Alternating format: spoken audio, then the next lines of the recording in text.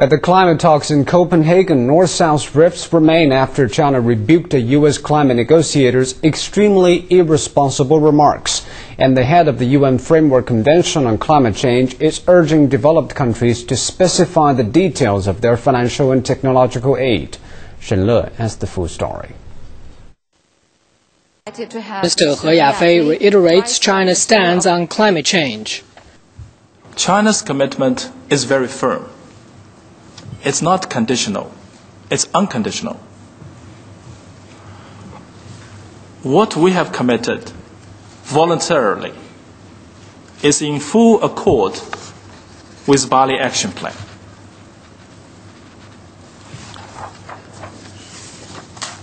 It has a full legal guarantee domestically.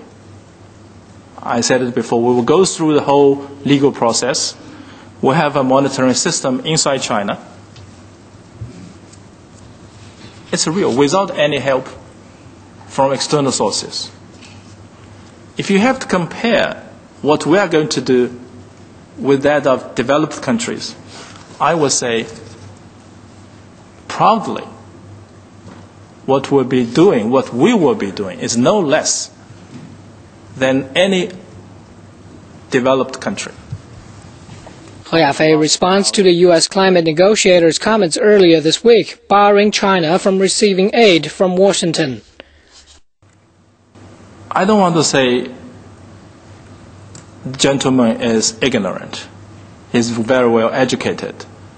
I think he lacks common sense when he made such a comment vis-à-vis funds for China. Either lack of common sense or extremely irresponsible.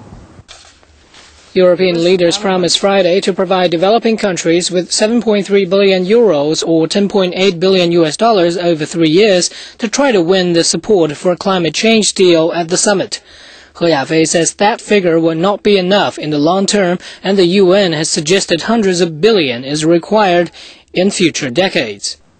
This is not the key.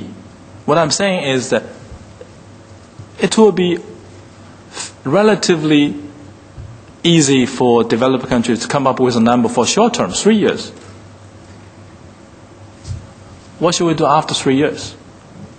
We're talking here, people are saying we need to commit to a target by 2050. And when it comes to funds, people will say 3 years. Meanwhile, the executive secretary of the UN Framework Convention on Climate Change, Yves de Boer, says an overwhelming majority of countries at the conference want the continuation of the Kyoto Protocol. The conference is proceeding on 2 tracks. One is under the Kyoto Protocol, while the other focuses on long-term and broader issues. Some developed countries have long hoped to converge the 2 tracks so as to evade their binding responsibilities under the Kyoto Protocol, which was adopted in 1997. The UN published an official text from which countries are expected to produce an agreement next week. The text contains a range of scenarios for a deal, but without promises of financing for developing countries, and does not specify emission cuts requirement for developed countries. Shen Le, CCTV.